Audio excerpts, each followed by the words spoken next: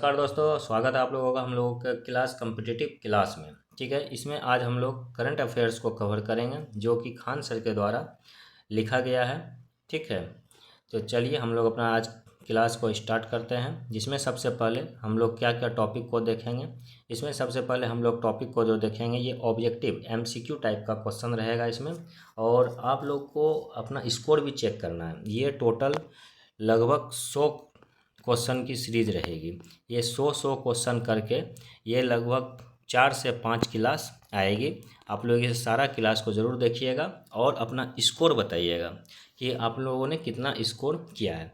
इसमें हम लोग ऑपरेशन, राष्ट्रीय नियुक्तियां, अंतर्राष्ट्रीय नियुक्तियां, ब्रांड एम्बेसडर, पुरस्कार व सम्मान, खेल परिदृश्य, रिपोर्ट, सूचकांक, ये सारे जो भी सीरियल वाइज हैं उसको हम लोग आज कवर करेंगे।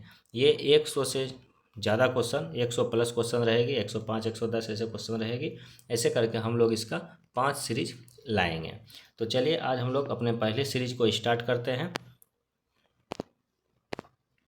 हमारा पहला क्वेश्चन है ऑपरेशन से। जितने भी ऑपरेशन, चाहे वो राष्ट्रीय स्तर के हो या अंतर्राष्ट्रीय स्तर के हो, जितने भी ऑपरेशन अभी तक चलाए गए हैं उन सभी ऑपरेशन से जो जो क्वेश्चन बन सकते थे उन सारे क्वेश्चनों को यहाँ सिलसिलेवार ढंग से रखा गया है। तो चलिए हम लोग अपना स्टार्ट करते हैं। तो हमारा पहला क्वेश्चन है, ईरान से अपने नागरिकों को बचाने के लिए भारत द्वारा जून 2025 में शुरू किए गए निकासी अभियान का नाम क्या था? तो इसका नाम था ऑपरेशन सिंधु। ईरान से अपने नागरिकों को बचाने के लिए भारत द्वारा जून 2025 में शुरू किए गए निकासी अभियान का नाम ऑपरेशन सिंधु था। अगला क्वेश्चन है, 2025 में भूकंप प्रभावित म्यांमार के लिए भारत द्वारा शुरू किए गए राहत अभियान का नाम क्या है?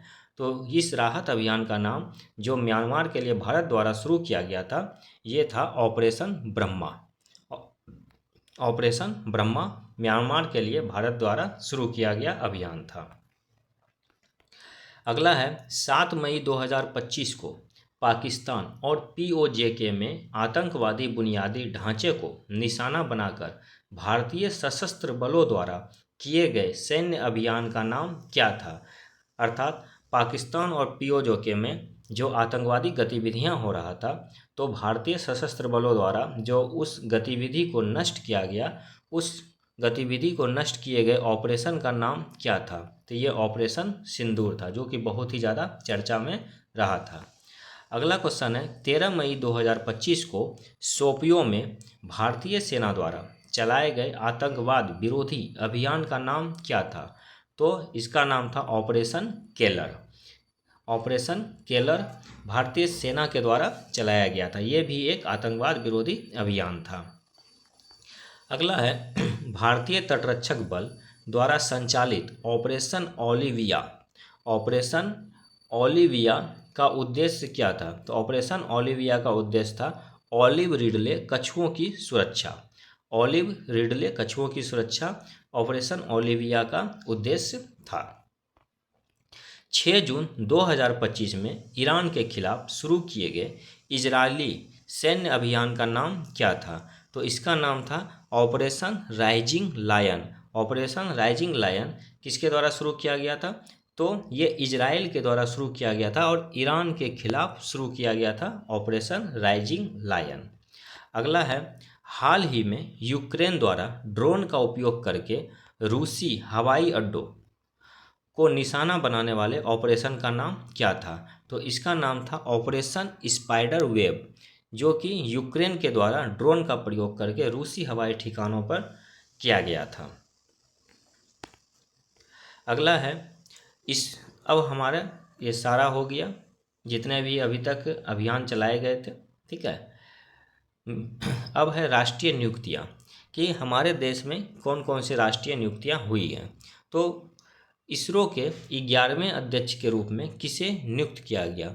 तो इसरो के 11वें अध्यक्ष के रूप में वी नारायण को नियुक्त किया गया है। ये 11वें अध्यक्ष बने हैं वी नारायणन। मई 2025 में यूपीएससी के नए अध्यक्ष के रूप में किसे नियुक्त किया गया?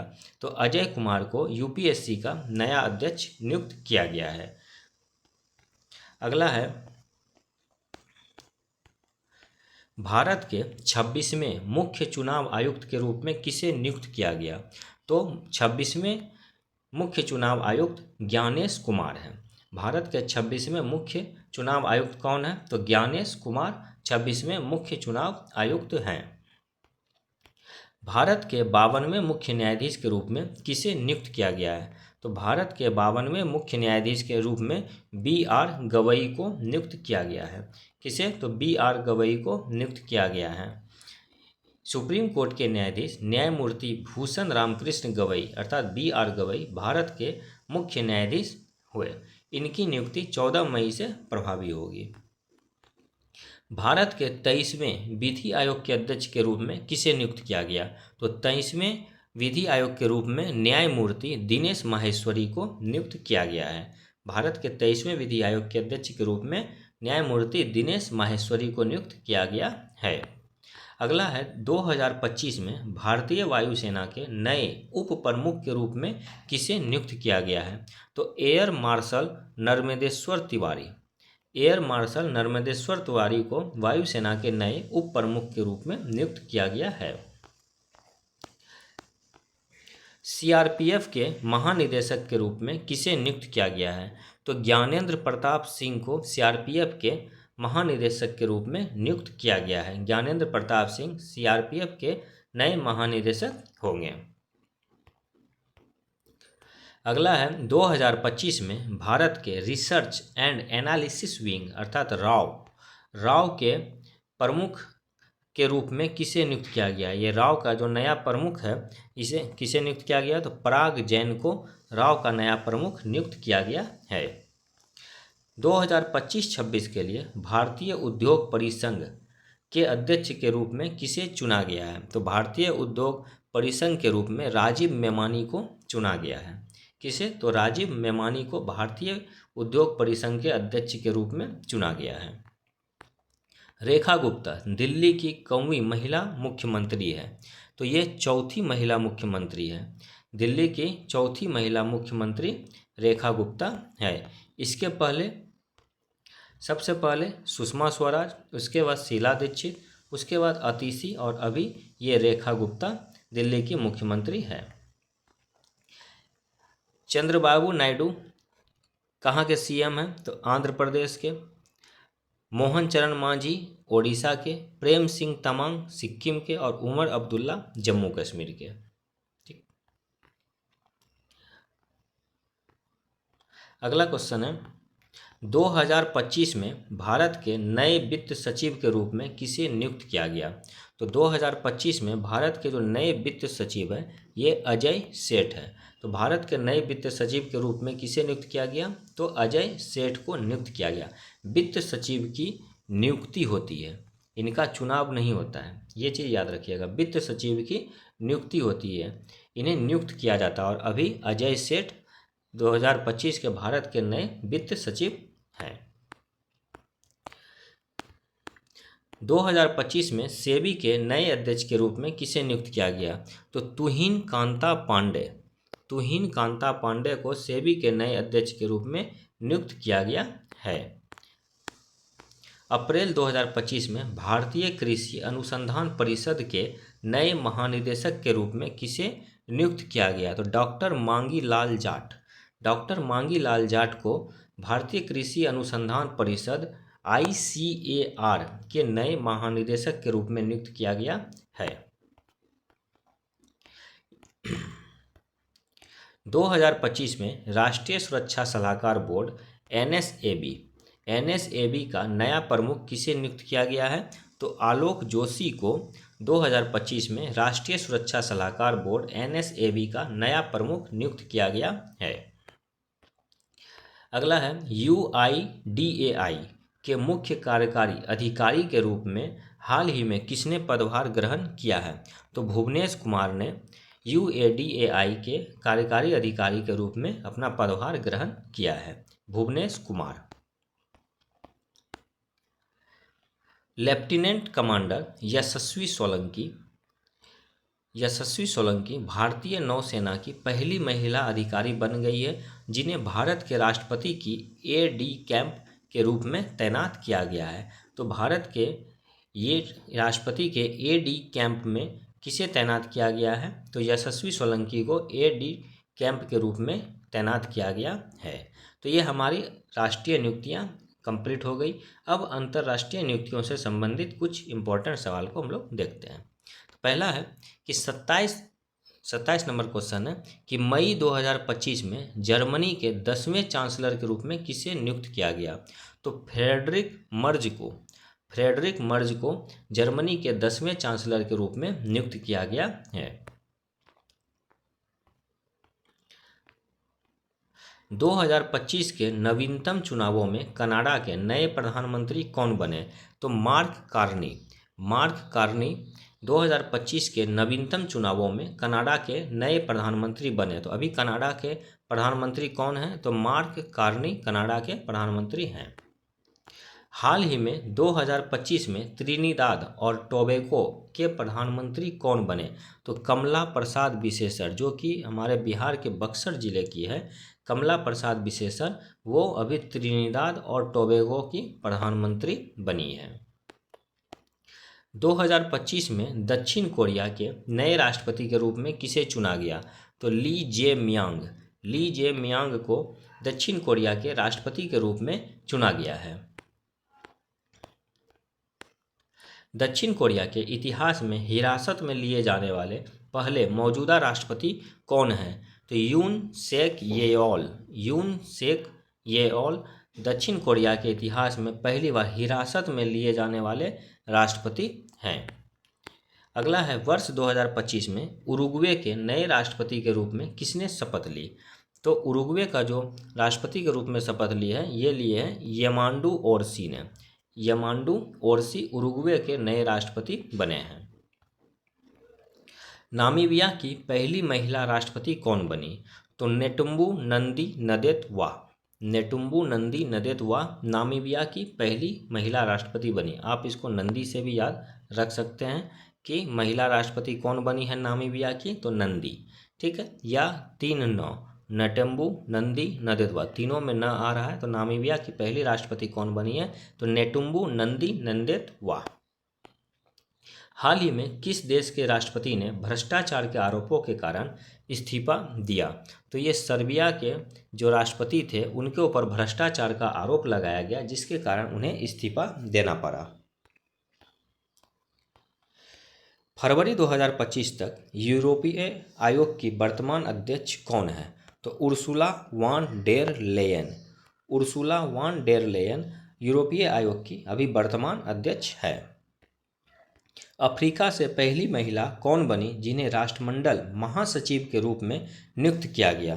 तो ये है शर्ली बोटचवे अफ्रीका से पहली महिला है जिन्हें राष्ट्रमंडल महासचिव के रूप में नियुक्त किया गया, शर्ली बोटचवे। अगला है विश्व आर्थिक मंच WEF की स्थापना किसने की थी? तो क्लास श्वाब ने WEF अर्थात विश्व आर्थिक मंच की स्थापना की थी।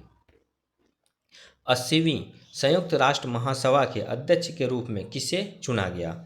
तो एना लेना बैरबाक को 80वीं संयुक्त राष्ट्र महासभा के अध्यक्ष के रूप में चुना गया है। अगला है federal bureau of investigation FBI के 9वें निदेशक के रूप में किसे नियुक्त किया गया है? तो ये नियुक्त किया गया है काश पटेल को, ठीक है। काश पटेल FBI के 9वें निदेशक के रूप में कार्यरत हैं। ब्रिटिश खुफिया एजेंसी M16 के 116 साल के इतिहास में इसका नेतृत्व करने वाली पहली महिला कौन बनी?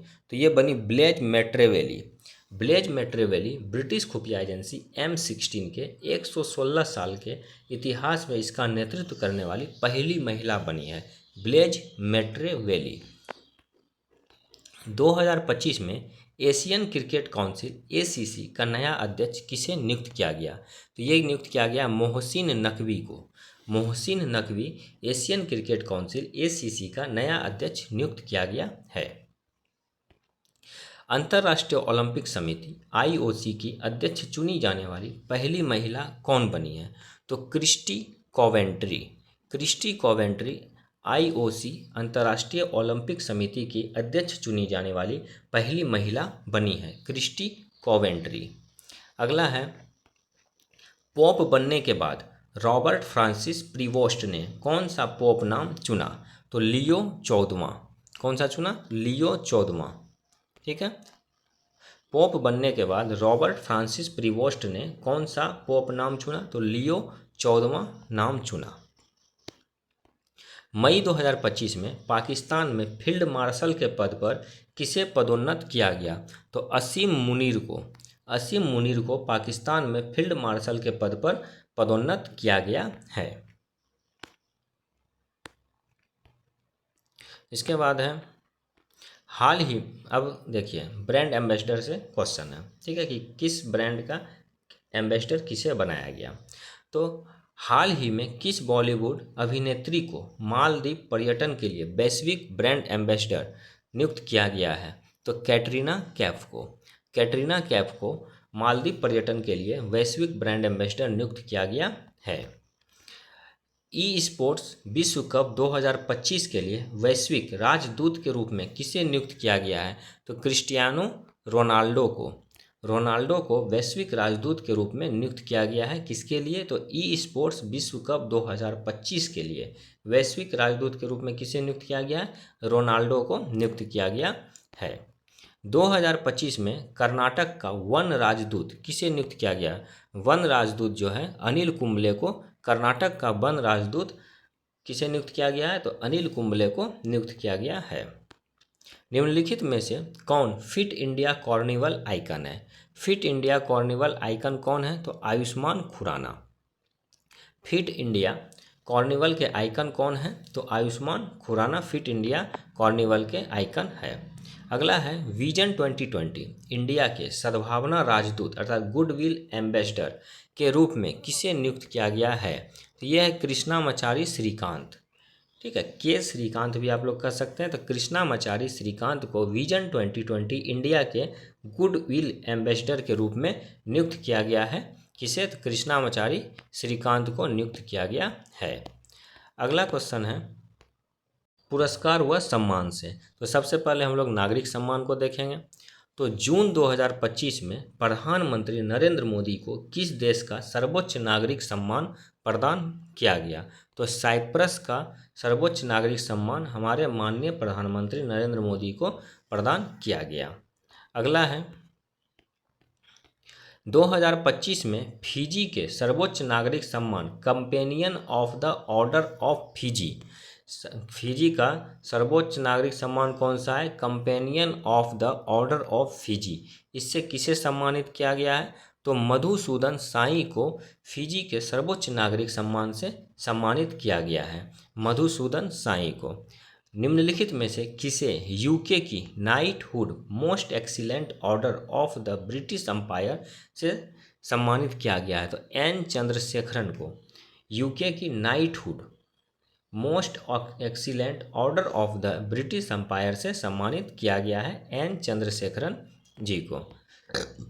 संयुक्त राज्य अमेरिका के सर्वोच्च नागरिक पुरस्कार प्रेसिडेंशियल मेडल ऑफ फ्रीडम, सर्वोच्च नागरिक पुरस्कार यूएसए का क्या है? Presidential medal of freedom. इससे सम्मानित प्रथम फुटबॉल खिलाड़ी कौन है? तो लियोनेल मेसी को संयुक्त राज्य अमेरिका के सर्वोच्च नागरिक पुरस्कार प्रेसिडेंशियल मेडल ऑफ फ्रीडम से सम्मानित किया गया। और लियोनेल मेसी का संबंध किस खेल से है? तो फुटबॉल से इनका संबंध है। CII के पूर्व महानिदेशक तरुण दास को हाल ही में किस देश के मानद नागरिक पुरस्कार से सम्मानित किया गया है? तो सिंगापुर के नागरिक सम्मान से इन्हें सम्मानित किया गया है, जो कि CIA के पूर्व महानिदेशक थे। वर्ष 2025 के लिए राष्ट्रपति ने कितने पद्म पुरस्कारों की मंजूरी दी है? तो टोटल 139 पद्म पुरस्कारों की मंजूरी राष्ट्रपति दी है। और जितने भी अवार्ड वगैरह दिए जाते हैं वो हमारे माननीय राष्ट्रपति के द्वारा ही दिए जाते हैं। तो वर्ष 2025 में कितने पद्म पुरस्कारों की मंजूरी दी है? तो 139 पद्म पुरस्कारों की उन्होंने मंजूरी दी है। अब पद्म 2025 में पद्म पुरस्कार विजेताओं की सूची में कितनी महिलाएं शामिल है? तो टोटल 23 महिलाएं शामिल है और पद्म पुरस्कार 139 व्यक्तियों को दिया जाना है, जिसमें 23 महिलाएं शामिल हैं। वर्ष 2025 की सूची में कितने पद्म विभूषण पुरस्कार सम्मिलित किए गए हैं? तो पद्म विभूषण 7 हैं और पद्म भूषण कितने थे? 139। और पद्म विभूषण पुरस्कार कितने हैं? टोटल 7 हैं। तो 7 पद्म विभूषण पुरस्कार को नॉमिनेट किया गया है। किस भारतीय वायलिन वादक को 2025 में पद्म विभूषण पुरस्कार प्रदान किया गया? तो लक्ष्मी नारायण सुब्रमण्यम।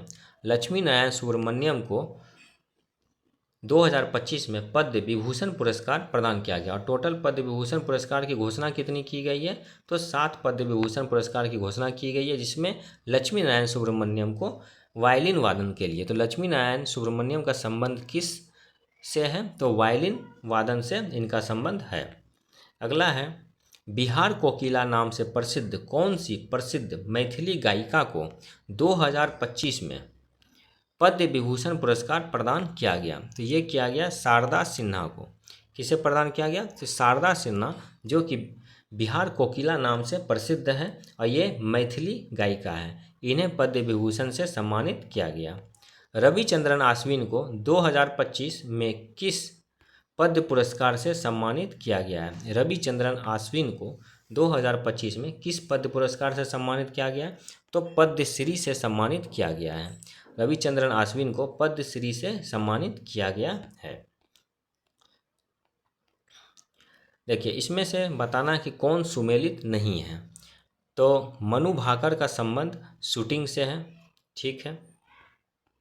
डी गुकेश का संबंध शतरंज से है। हरमनप्रीत का संबंध हॉकी से है, लेकिन प्रवीण कुमार का संबंध एथलेटिक्स से नहीं है, ठीक है। इनका संबंध एथलेटिक्स से नहीं है। प्रवीण कुमार का संबंध एथलेटिक्स से नहीं है। अगला है, साल 2024 के लिए कितने एथलीटों को अर्जुन पुरस्कार से सम्मानित किया गया? तो 32 एथलीटों को 2024 के लिए अर्जुन पुरस्कार से सम्मानित किया गया है। भारत के लिए पहला पैरालंपिक स्वर्ण पदक जीतने वाले खिलाड़ी कौन हैं जिन्हें अर्जुन पुरस्कार, लाइफ टाइम अर्जुन पुरस्कार 2024 प्रदान किया गया है? तो मुरलीकांत पेटकर। मुरलीकांत पेटकर पहला पैरालंपिक स्वर्ण पदक जीतने वाले खिलाड़ी हैं जिन्हें लाइफ टाइम अर्जुन पुरस्कार 2024 प्रदान किया गया। तो कौन है? मुरलीकांत पेटकर। आईसीसी पुरुष क्रिकेटर ऑफ द ईयर 2024 के लिए सर गारफील्ड सोबर्स ट्रॉफी किसने जीती है? तो ये जीती है जसप्रीत बुमराह ने। किसने? जसप्रीत बुमराह ने आईसीसी पुरुष क्रिकेटर ऑफ द ईयर 2024 के लिए सर गारफील्ड सोबर्स ट्रॉफी जीती है। तो सर गारफील्ड सोबर्स ट्रॉफी का संबंध किस खेल से है? तो क्रिकेट से है, ठीक है। अगला है, 2025 में Laureus sportsman of the year award किसने जीता? तो आर्मंड डुप्लांटिस ने Laureus sportsman of the year award जीता। जून 2025 में आईसीसी हॉल ऑफ फेम में किसे शामिल किया गया? तो एमएस धोनी, महेंद्र सिंह धोनी को जून 2025 में हॉल ऑफ फेम में शामिल किया गया है। महेंद्र सिंह धोनी। महिला वर्ग में Hockey India Balbir Singh senior player of the year award किसने जीता? तो सविता पुनिया ने Hockey India Balbir Singh senior player of the year award जीता है। सविता पुनिया। वर्ष 2024 के लिए BCCI Colonel CK Nayudu lifetime achievement award किसे प्रदान किया गया? तो ये किया गया सचिन तेंदुलकर को। वर्ष 2024 के लिए BCCI Colonel CK Nayudu lifetime achievement award किसे प्रदान किया गया? तो ये सचिन तेंदुलकर को प्रदान किया गया है। अब आते हैं फिल्म पुरस्कार के बारे में कि किसे कौन से फिल्म के लिए कौन सा पुरस्कार प्रदान किया गया है। तो 97वां अकादमी पुरस्कार में सर्वश्रेष्ठ फिल्म का अवार्ड किसे मिला? ये मिला है अनोरा को। किसे मिला है? तो अनोरा मूवी को 97वां अकादमी पुरस्कार में सर्वश्रेष्ठ फिल्म का अवार्ड मिला है। 25वां आईफा पुरस्कार समारोह कहाँ आयोजित किया गया? तो 25वां आईफा समारोह जयपुर में आयोजित किया गया। 25वां आईफा पुरस्कार समारोह कहाँ आयोजित किया गया? तो जयपुर में इसका आयोजन किया गया और जयपुर को पिंक सिटी भी कहा जाता है। एनएसी इंटरनेशनल एनिमेशन फेस्टिवल 2025 में किस भारतीय एनिमेशन फिल्म ने सर्वश्रेष्ठ कमीशन फिल्म के लिए जूरी पुरस्कार जीता है? तो देसी ऊन एक एनिमेटेड मूवी है जिसने सर्वश्रेष्ठ कमीशन फिल्म के लिए जूरी पुरस्कार जीता है। अगला है 2025 में गोल्ड हाउस द्वारा पहला ग्लोबल वैंगार्ड पुरस्कार किसे दिया गया? ये दिया गया प्रियंका चोपड़ा को। 2025 में गोल्ड हाउस द्वारा गोल्ड हाउस द्वारा पहला ग्लोबल वैंगार्ड पुरस्कार किसे दिया गया? तो प्रियंका चोपड़ा को दिया गया। फ्रांस सरकार से प्रतिष्ठित officer of the order of arts and letters का सम्मान किसे मिला? ये मिला है पायल कपाड़िया को। फ्रांस सरकार से प्रतिष्ठित officer of the order of arts and letters का सम्मान किसे मिला? पायल कपाड़िया को मिला है। 67वें ग्रैमी 2025 में भारतीय अमेरिकी गायिका को पुरस्कृत किया गया है। किस भारतीय अमेरिकी गायिका को 67वें ग्रैमी 2025 में पुरस्कृत किया गया है? तो ये है चंद्रिका टंडन।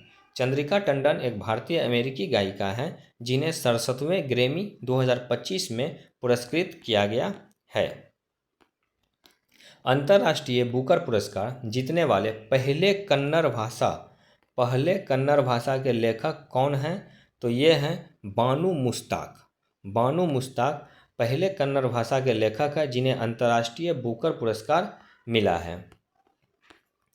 2024 के 59वें ज्ञानपीठ पुरस्कार से किसे सम्मानित किया गया? ये विनोद कुमार शुक्ल को 59वें ज्ञानपीठ पुरस्कार से सम्मानित किया गया। ठीक है।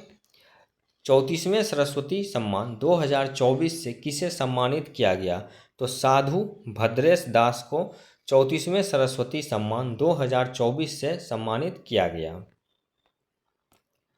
अब सौंदर्य पुरस्कार के बारे में देखते हैं। तो 2025 में 72वें मिस वर्ल्ड का ताज किसे पहनाया गया? तो ये पहनाया गया अपोल सुचाता चुआंग-श्री को। 2025 में 72वीं मिस वर्ल्ड का ताज किसे पहनाया गया? तो ओपल सुचाता चुआंग-श्री को। गणतंत्र दिवस परेड 2025 में सर्वश्रेष्ठ झांकी का पुरस्कार किस राज्य को मिला? तो ये उत्तर प्रदेश को सर्वश्रेष्ठ झांकी के लिए 2025 में गणतंत्र दिवस जो कि 26 जनवरी को मनाया जाता है उसमें इन्हें पुरस्कार मिला है उत्तर प्रदेश को। 2025 का एबेल पुरस्कार किसे मिला? तो मसाकी काशीवारा को। मसाकी काशीवारा को 2025 का एबेल पुरस्कार मिला।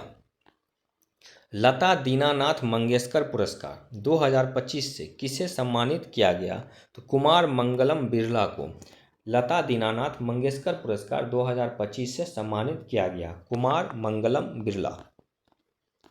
2025 में वेटलैंड वाइज यूज के लिए रामसर पुरस्कार जीतने वाले पहले भारतीय कौन बने? तो ये हैं जय श्री वेंकटेशन।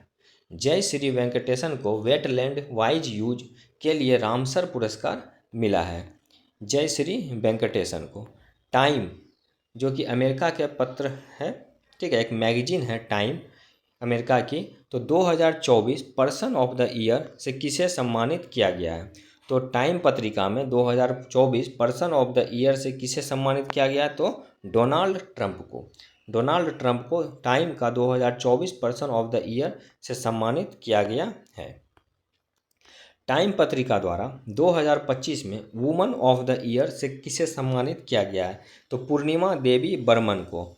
पूर्णिमा देवी बर्मन को 2025 में वुमन ऑफ द ईयर के रूप में सम्मानित किया गया है। ठीक है। और वहीं पर्सन ऑफ द ईयर के रूप में डोनाल्ड ट्रंप को सम्मानित किया गया है। 2025 में किसे महाराष्ट्र भूषण पुरस्कार से सम्मानित किया गया है? तो ये है राम सुतार। राम सुतार को, ये राम सुतार कौन है? तो मूर्तिकार। ठीक है। तो इस राम सुतार को महाराष्ट्र भूषण पुरस्कार से सम्मानित किया गया है।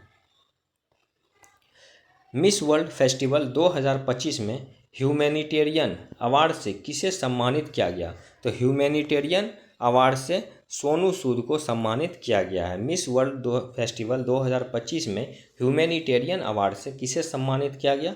तो सोनू सूद को सम्मानित किया गया है। 2023 श्रीमंत शंकर देव पुरस्कार किसे प्रदान किया गया? तो ये सोनल मानसिंह को प्रदान किया गया। और ये सोनल मानसिंह क्या है? तो ये शास्त्रीय नृत्यांगना है। ठीक है, ये शास्त्रीय नृत्य करती है। आप लोग कमेंट में बताइए कि सोनल मानसिंह का संबंध किस नृत्य से है। ठीक है, अगला है, किस भारतीय हवाई अड्डे को हाल ही में पहली बार सर्वश्रेष्ठ सुरक्षा पुरस्कार मिला है? तो ये मिला है गोवा के अंतर्राष्ट्रीय हवाई अड्डा मनोहर अंतर्राष्ट्रीय हवाई अड्डा को। ठीक है, मनोहर अंतर्राष्ट्रीय हवाई अड्डा गोवा को पहली बार हाल ही में सर्वश्रेष्ठ सुरक्षा पुरस्कार मिला है। 2025 में फ्रेड डारिंगटन सैंड मास्टर अवार्ड जीतने वाले पहले भारतीय कौन बने? तो 2025 में फ्रेड डारिंगटन सैंड मास्टर अवार्ड जीतने वाले पहले भारतीय सुदर्शन पटनायक बने हैं। Sudarshan Patnaik. Gold mercury award for piece and sustainability 2025 से किसे सम्मानित किया गया है? तो ये किया गया है दलाई लामा को। Gold mercury award for piece and sustainability 2025 से किसे सम्मानित किया गया है? दलाई लामा को। अगला क्वेश्चन है, किस संगठन ने 2025 में कॉरपोरेट श्रेणी में प्राणी मित्र राष्ट्रीय पुरस्कार जीता? तो वनतारा ने। ठीक है, वनतारा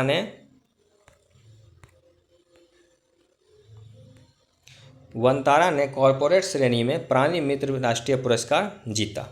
ठीक, रामनाथ गोयनका का उत्कृष्टता पत्रकारिता पुरस्कार किस क्षेत्र से संबंधित है? तो रामनाथ गोयनका का संबंध किससे है? पत्रकारिता से है।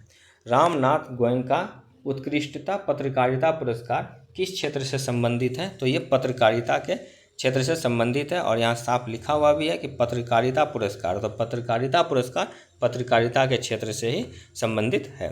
किस राज्य को 2023 में लोक प्रशासन में उत्कृष्टता के लिए प्रधानमंत्री पुरस्कार मिला? तो ये मिला है उत्तर प्रदेश को। उत्तर प्रदेश को 2023 में लोक प्रशासन में उत्कृष्टता के लिए प्रधानमंत्री पुरस्कार मिला है। अगला है, खेल परिदृश्य से अब हमारा क्वेश्चन है। ठीक है, तो खेलो इंडिया यूथ गेम्स 2025 में पदक तालिका में कौन सा राज्य शीर्ष पर है? तो महाराष्ट्र खेलो इंडिया की पदक तालिका में सबसे शीर्ष पर है। खेलो इंडिया बीच गेम्स 2025 के उद्घाटन समारोह में किस राज्य ने पदक तालिका में शीर्ष स्थान प्राप्त किया? तो मणिपुर ने शीर्ष स्थान प्राप्त किया उद्घाटन समारोह में। अगला है, खेलो इंडिया पैरा गेम्स 2025 में पदक तालिका में कौन सा राज्य शीर्ष पर है? तो खेलो इंडिया पैरा गेम्स 2025 में पदक तालिका में हरियाणा राज्य शीर्ष पर है। खेलो इंडिया पैरा गेम्स 2025 में कौन सा राज्य शीर्ष पर है? तो हरियाणा राज्य शीर्ष पर है। अब दिग्गज खिलाड़ियों जो कि संन्यास ले लिए हैं उनके बारे में देखते हैं। हाल ही में किस भारतीय टेबल टेनिस खिलाड़ी ने 2025 में संन्यास की घोषणा की है? तो ये की है शरत कमल ने। शरत कमल जो कि टेबल टेनिस के खिलाड़ी हैं, उन्होंने भारतीय टेबल टेनिस खिलाड़ी से 2025 में संन्यास की घोषणा कर दी है, शरत कमल ने। हॉकी खिलाड़ी ललित उपाध्याय किस भारतीय राज्य से हैं जिन्होंने जून 2025 में अंतर्राष्ट्रीय हॉकी से संन्यास लेने की घोषणा की है?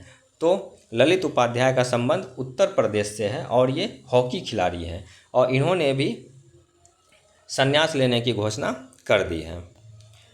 विराट कोहली ने किस वर्ष टेस्ट क्रिकेट में पदार्पण किया?